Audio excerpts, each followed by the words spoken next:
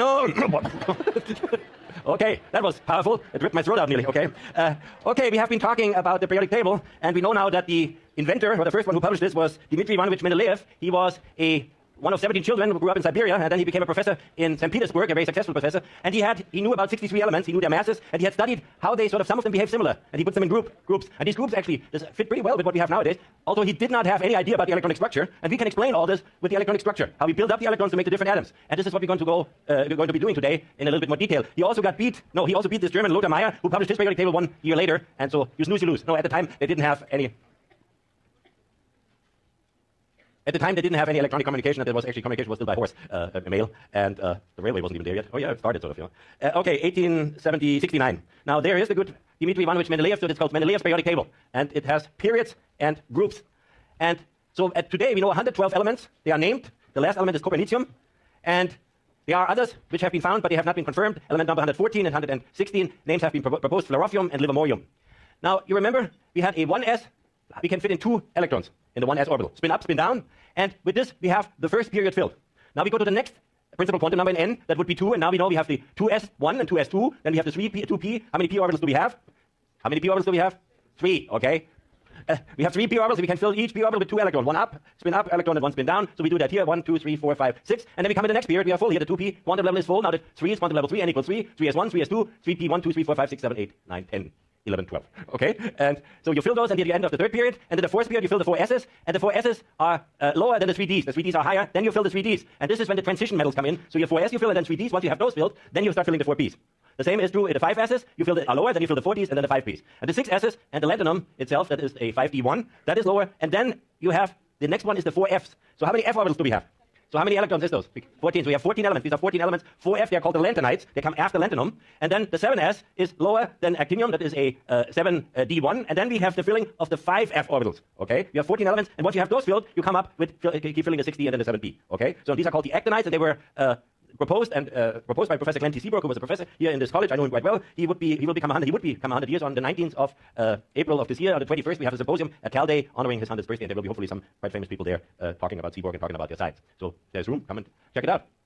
So you see this, and now what you see here, this is a 1s1, and that's a 1s2. Now this one, there's only 2 in that period. But if you look here now, you have a 2s1, 2s2. And this is would be the outermost electrons for this here, for example, for what would that be? Beryllium, okay? Now we go to the 3rd level, there's a 3s1 and a 3s2. The outermost electrons for potassium would be s1, 3s1, and magnesium 3s2, okay?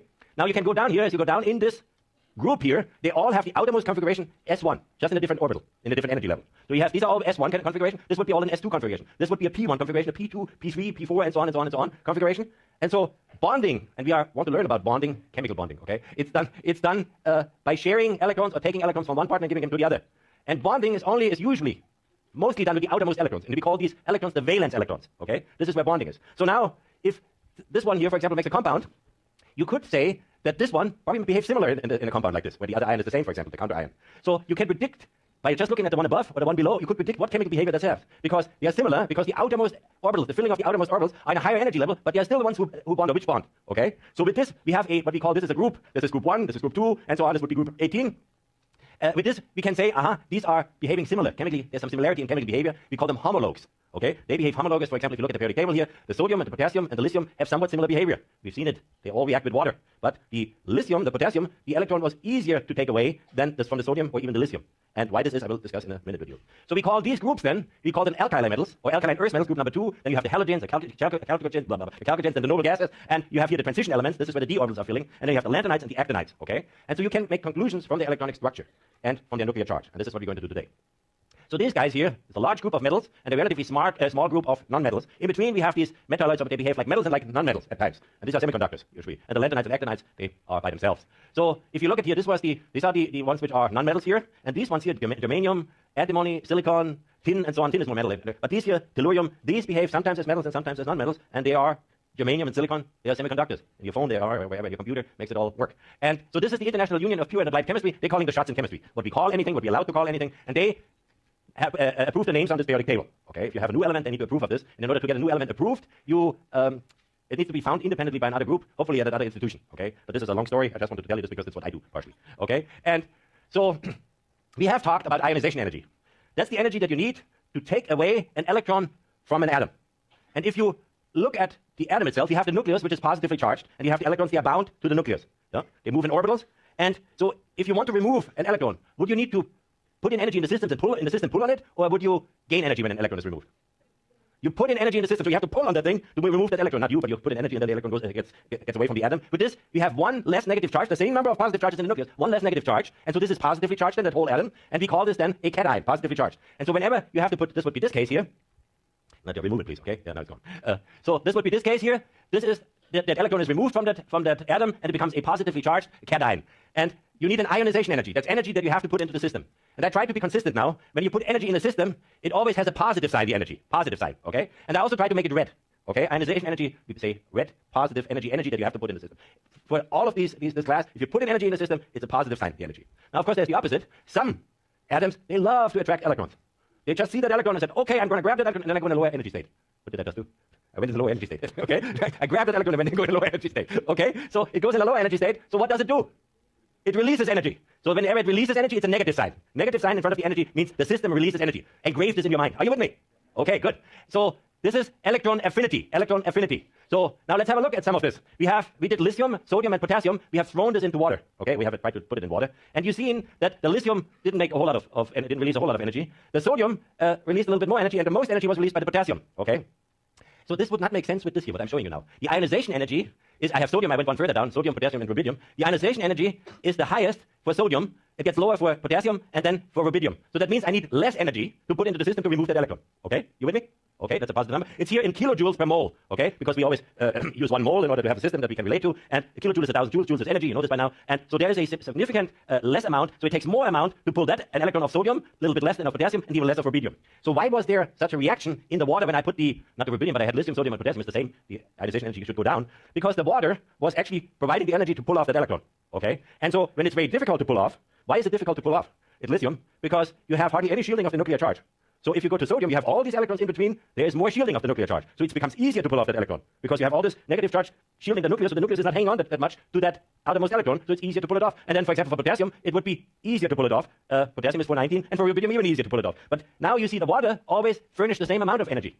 But if it takes less energy to pull it off, that extra energy that the water furnishes, that you see goes into the air or into the space here, into this auditorium, and you see that was why potassium had the strongest reaction. Okay, it was the easiest to pull off that energy, and the water always provides the same energy for all three of them. It now could release, didn't use all this energy to pull off that electron, it could release the rest that it always does as free energy into this, out of the system.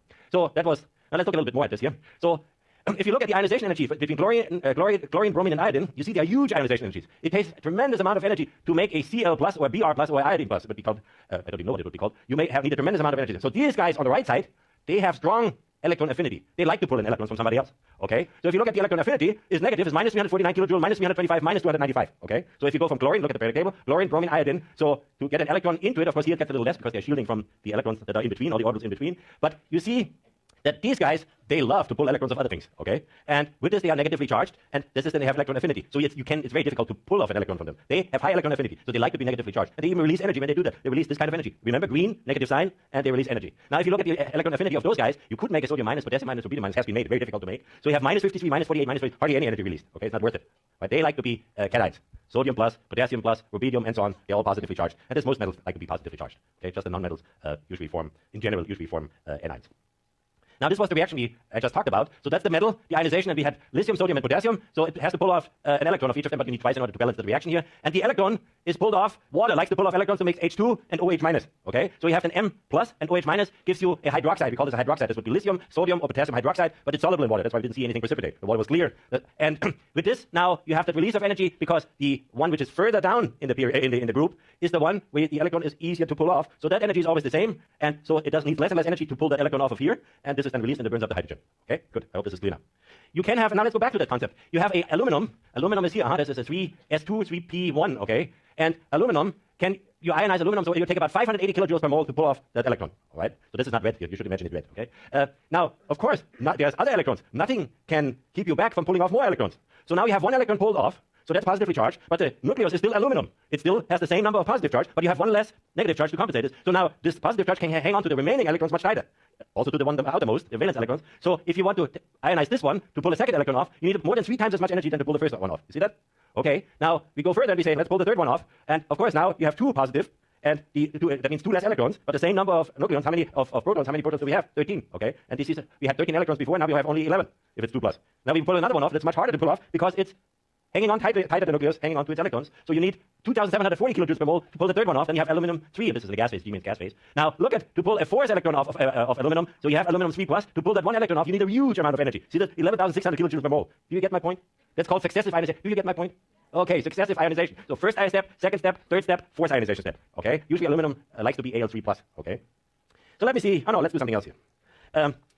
So now we look at the trends in ionization energy. The trends in ionization energy, so we start out with hydrogen. What is the configuration? Hydrogen atom has about between 1,000 and 1,500 kilojoules per mole. See, this is red. So what's my energy? Is positive. I need that energy to pull that 1 electron off of hydrogen and then have an H+. And that was a 1s1 configuration. I pull this 1 electron off, and I need that energy. So the next one is helium. This would be helium would be a 1s2. Now, I added 1 extra charge in the nucleus because helium is the next element. So I have two positive nuclear charges in the nucleus. And so if I go up here, it's more difficult to remove. Because now these 2 electrons, they don't shield each other very well. Remember the 2 people standing here and the nucleus? They don't shield each other very well, so the nucleus can hang on pretty tightly to them. And so this will be a higher ionization energy. You see, this is about like 1,300. So it's twice as much ionization. About twice as much ionization energy. Makes sense. Okay. Now if I come to the next one, lithium. What electronic configuration would that here have? That would have the helium and then would be a 2s1. Is that right? So what would you think? Would it be up here or would it be somewhere going lower again? So we add 1 proton in the nucleus. Okay. And now we add also an electron. And now we want that third electron, we want to remove it. Would it be more difficult to remove or less difficult? Less difficult. That's correct. Because the ionization energy is relatively small. You have the shielding of this stuff here. Okay. Now we are in the same period. We come to beryllium. Beryllium. We add 1 nuclear charge. The inner electrons are the same. The closest one is the 1s2. Okay. But the outer ones, we start adding electrons, and then we want to remove always the last one. So what would you think? Would this go up or down? Up. And why? The shielding is not so efficient. Yeah. Okay. So this is correct. So this would be the 2s2. That would be beryllium. And now we're going to go here to boron. Boron. Okay. So would it go up or down? That would be what kind of orbitals would that be? 2 p's. So we have the 2 p's. There's a tiny little bit lower. The 2 p's, you couldn't know that. Now we're going to go, the next one would be carbon and nitrogen. Does it go up or down? Up. Carbon. Okay, 2p2, 2p3. Okay, now comes another anomaly. The next one is, what is that? Oxygen. Oxygen, that should be a 2p4. So you have all the p's upspin or downspin, p1, p2, p3. So now you add an opposite spin in one of the p orbitals. Okay, so that's called pairing energy. And with this, the orbital energy goes down a little bit. And now you add the second one in the opposite spin on the second p orbital. So now it goes up again. Goes up. So now we add fluorine. Are we at fluorine? Yeah. And then the last one would be neon, okay? And now what's the next period? Is sodium. Where do we go with the ionization energy? Up or down? Down. You remember, the picture was here for a long time, wasn't it? So we go down, exactly. And this goes on in every period, but the effect of this going up gets smaller and smaller and smaller because you have all these electrons in the middle before you come to this outermost electron shielding it. So the nucleus itself doesn't see it that well anymore. So the overall ionization energy goes down. So let's have a look at this here. There it is. So we were here, 3s1, okay? 3s1, we were till neon. Now we go to argon. Go from neon down to sodium, the third period, and then we end up at argon, okay? And there, see, that ionization energy goes up, but it's less than this and less than this because of the shielding effect of the other electrons. You have all these electrons in between, see, that outermost, so it doesn't see the nuclear charge that well. So in the 4th period, it's even more pronounced. See that? It goes slowly up, but there's some anomalies here. And in the 5th period, it goes up again. You have all these electrons around here, okay? In the 5th period here, in the 6th period, it gets less and less pronounced. See that? Okay? Are you with me? Good. So now I can show you this again, okay? So now, you need to put everything that I told you now, before you need to put this together in your mind now. And the question is, what is the ionization energy of Cl minus? Cl minus. How do you get to Cl minus? Okay. And what energy do you need to take it away again? Yes, sir. No. But you need to know that there's a shielding of the nuclear charge as you come out in the period. Okay. Good. As you go down in the group, essentially, or the behavior in the period, you need to know. Okay. But this is common sense. You can explain this. That's the beauty of. He asked if you need to know these anomalies and so on. No, you don't need to know these anomalies. But you need to know that the ionization energy of this is higher than this and this, and this and so on and so on. Okay. But you can explain this to yourself just with that simple picture that I've drawn given you with the nucleus and the shielding. Okay. Anomalies you can't explain with a simple picture. But this works pretty well. The periodic table is pretty nifty actually. You can say, silver behaves a little bit like gold, or cadmium behaves like mercury. Same outermost electron configuration. Okay. These are homologs. You can say, I fill in the orbitals this way. All right. And we're going to play a little bit with this now. I play and you answer the questions. Okay. Glad to have you here this afternoon. Good. So weekend is coming. Hope there's no midterm coming up for you. So Cl minus, what is the ionization energy of Cl minus? Is it plus 1051, 251, minus 349, or plus 349? That's not an easy question.